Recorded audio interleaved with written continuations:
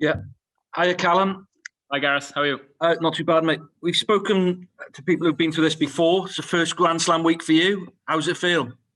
Yeah, it's obviously exciting. It's like you said, it's my first sort of taste of this, and there's definitely a buzz around the camp. But we're well aware that we're probably going to the toughest task of the tournament away at France. So yeah, while it's really exciting and it's massive energy in the camp, we know we got a huge challenge on Saturday.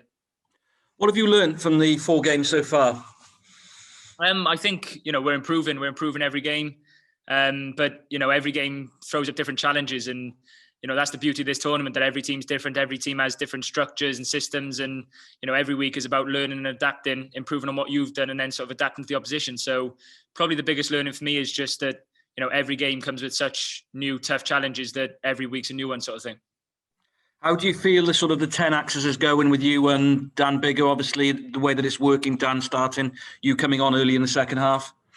Yeah, obviously, Biggs is a fantastic player. I think he's had a great tournament. He was brilliant again on Saturday, and for me, just being able to sort of learn from someone like Biggs, who's had 90 plus caps, I can really see why he's had that and why he's at the top of the game in sort of world rugby. And for me to be able to learn from someone like him is special for me. And yeah, like you say, it's working well at the moment with him playing and then me coming off the bench. But yeah, we obviously got a big job on Saturday, so we'll see how that goes. When you go back a year, Callum, and obviously you weren't playing international rugby, you were playing for Bristol, and obviously you were still available for the 3 countries. Now that Wales are on the brink of a Grand Slam, you've always said it was the right decision for you. This has proved it, hasn't it?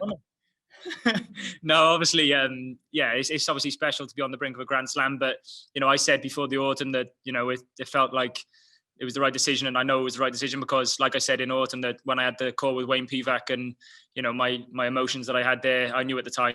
So it has nothing to do with being on the verge of the Grand Slam. There was the right decision. I knew in autumn that I'd made the right decision, so I'm happy. In terms of the role that you do, coming on as a replacement, because you're obviously starting at Bristol, it's worked out well for you. Is that a role that you're happy with? Well, obviously, of course, you don't want to be someone who's known as a bench player, but the main thing is that the team wins. And if the team wins by Big starting and me coming off the bench, then so be it. Because I think that's a special thing about this squad is that there's no egos, there's no individuals here. Everyone does what's best for the team, and like you said, if we're winning, doing it this way, then yeah, I'm more than happy.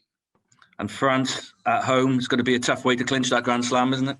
Yeah, of course. I pointed out earlier, I think it's probably the toughest task to go to France away. Everything, the 9 o'clock kickoff, the travel, everything is against you. But, the thing with Wales is that when their back's against the wall, they'll come out kicking and punching. And yeah, it's a massive task. But, if you win it, then it's going to be extra special. Thanks very much. Good luck on the weekend, mate. Thank you. Hey, Callum, Beth from ITV, you all right? Yeah, very well, thanks. How are you? Listen, you're 25, so you would have grown up watching Wales win a lot of things, and like us who are a bit older. What does it feel like now being on a team, winning things and on the verge of this Grand Slam? Yeah, I guess it feels pretty surreal, to be honest. It hasn't sunk into me that I'm even in the Six Nations, never mind 1 game away from a Grand Slam. It's all happened so quick that I haven't even got time to think about it. So yeah, like I said, I grew up watching, the Grand Slams over the years and the championships over the years. And I was the guy getting drunk at the pub watching, cheering. So yeah, it's obviously, real special for me to be a part of this. But yeah, it's all happening so fast. I haven't got time to think about it. So I'm sure when the tournament finishes, I'll be able to sort of sit back and reminisce sort of thing. Do you ever, when you're on the pitch, I know you're playing, and for those who have played to elite level, you kind of will know this, but do you ever catch yourself thinking, oh my gosh, I'm actually playing with some of my heroes? Do you ever get that? I guess it's more when I'm sort of just in the team room and I'm looking at sort of Alan Wynne-Jones sat next to me and I'm thinking, oh my God, it's Alan Wynne-Jones next to me. No, I guess on the pitch you sort of get into your character in rugby mode and it all just sort of clicks. But yeah, it is weird when I sort of think that I'm sat there having lunch with Dan Bigger, Alan Wynne-Jones and sort of thing. But no, it's all good. And yeah, like I say, it's real special moments. Listen, it's probably a lot of little girls and little boys' dreams in Wales to put on that Welsh shirt for rugby. Describe what it means to you and your family as well. Yeah, it's obviously massive, I guess. I would have laughed at you if you said 2-3 years ago that I'd be playing for Wales, 1 cap, never mind playing in the Six Nations, never mind going 4 from 4, etc. So yeah, it's so hard to put into words how special it actually feels. I remember singing the anthem for the first time in Ireland away, and it's just so special that it's impossible to put into words. And everyone that dreams of it, follow it because it's the most special feeling you'll ever have. Listen, last question from me. Obviously, Scotland was a bit tricky in terms of kicking, but then England, you nailed it. How hard has that been, having that pressure internationally, on you? No, it's fine. I don't see it as any added pressure. It's quite funny actually to see people say about kicking and stuff, because as a kicker, I've been kicking at 80+% for Bristol the last 2 years. So, I'm confident in my process. I'm more than happy with this. So a couple of missed kicks isn't going to throw me off. And it's all good fun seeing everyone say I can't kick. You've got to laugh it off, haven't you? Oh, I'm not sure we're saying that, but listen, you've got the whole of Wales behind you when you do. No, listen, good luck Saturday. Thank you. Hi, Callum. Hope you're well, mate. Just one thing I wanted to ask in terms of, you've been a massive part of Bristol's development over the last 3 years, and it seems like Wales are starting to build something nicely. Can you see maybe any parallels in that in terms of getting that squad culture together and getting a clear plan? Because it seems like you're all on the same page at the minute. Yeah, I guess, like you said there with Bristol, obviously, when Pat came in, we were in the Championship, and then we sort of evolved. And I guess on a kind of different scale, in the autumn, we probably weren't getting the results, and now we're getting results. So I guess there is similarities there. But, like you said there about the culture and sort of the tightness of the squad, in Bristol, we have a tight squad. But here, like I said earlier, there's no egos, there's no individuals. And, I think that's key to having a winning environment is, having that team sort of buy in, and whatever we do, everyone's buying in 100%. And yeah, it's a very special group here. And like you said, we're building in the right direction. And that winning mentality as well, Callum, obviously winning the European trophy last year with Bristol, top of the league at the moment as well. You've been able to slot back in the other week against Worcester. Does that help you keep the mind sharp as well? Obviously, Six Nations speaks for itself, but yeah, of course. It's obviously, like you said, being at the top of the table in the Premiership's obviously nice, and there's added pressure every week, which is it's brilliant. You want to be playing stuff at the business end of the tournament. So it's quite nice to be able to sort of flick back to Bristol, and then in the middle of the Six Nations keeps me fresh, keeps me sharp. So yeah, I'm more than happy to do that. And top of the table here, top of the table there is where you want to be. Cheers, Callum. Thank you. Hi, Callum. I just wonder if things pan out as they can do. Has it occurred to you that there could be a kick in the 80th minute that decides a Grand Slam? And how different would that be from getting 80% for Bristol? It'd be a one-off, wouldn't it?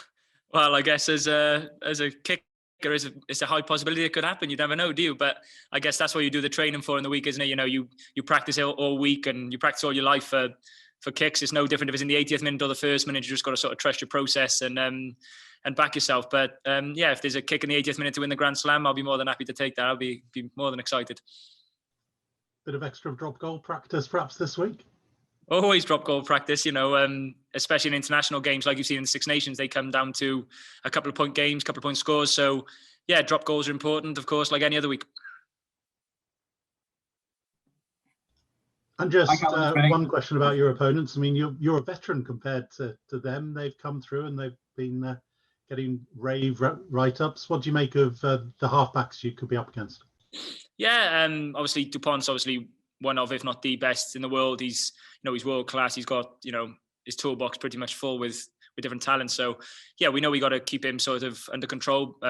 But yeah, you got obviously Jalibert and Ntamak as well at 10, who are both excellent players. I played against Jalibert in the semi-final of the Challenge Cup last year, and he was excellent. So yeah, but you look to 1 to 15 at their side, and they're full of threats.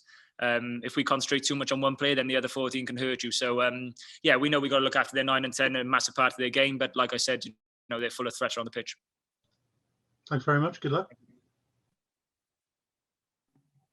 Hi, Callum. It's Vinny from Sky. Hi, Vinny. Callum, have you dreamt of that scenario then? Having a kick to win a Grand Slam? I guess when I'm lying in bed, my mind does probably wander to it. I guess I'll definitely think of it tonight now.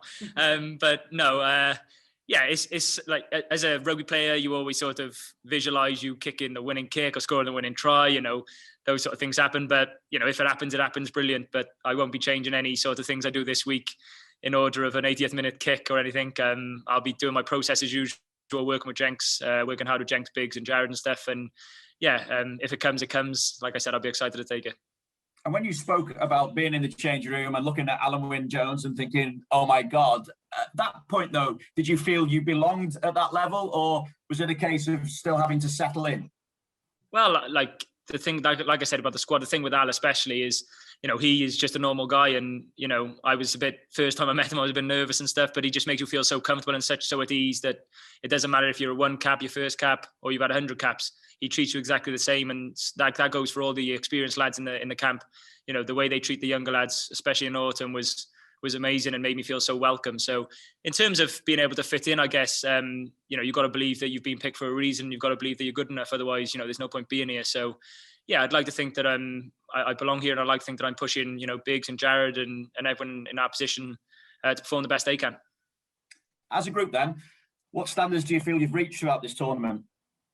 Well, I think that the thing is we've been winning games, but we've still sort of left it all out there. And I think that's the beauty about where we are, is that we haven't had a full 80-minute performance yet. And, we've played well at parts. We played pretty average at parts, but we've managed to grind out wins. So it's good that we're grinding out wins, but, there's still plenty of work-ons. And, Wayne, Stephen in attack and Gethin in defence, we're always talking about where we can improve. And, that's a sign of a special group. One final one from me. I think it's got to be brief. What pressure as a group do you feel, given the expectation as well as the support of the whole of Wales behind you this weekend? Well, I guess, pressure is a privilege. And, if we go into our shells because of pressure, then we're in the wrong job, and, we're not going to win a Grand Slam. So, listen, it's just another week, and obviously there's a bit of excitement, but I think there's more excitement externally than internally, because we know France is a massive task, and we know it's just another game of rugby. So listen, we got a little bit of a buzz about us, and we got a spring in our step, but it's just another game, and just exactly the same preparation as the last 6 weeks. Top man, all the best. Cheers, Vinny. Thank you very much, everybody. Good luck. Go for it. Thank you.